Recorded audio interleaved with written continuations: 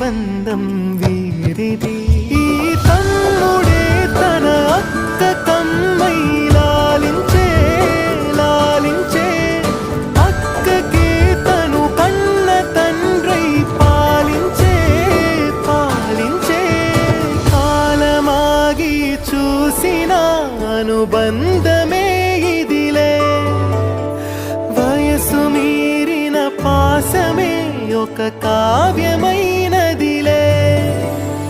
రేపలా ఎప్పుడు కంటి పాపగ కాచులే.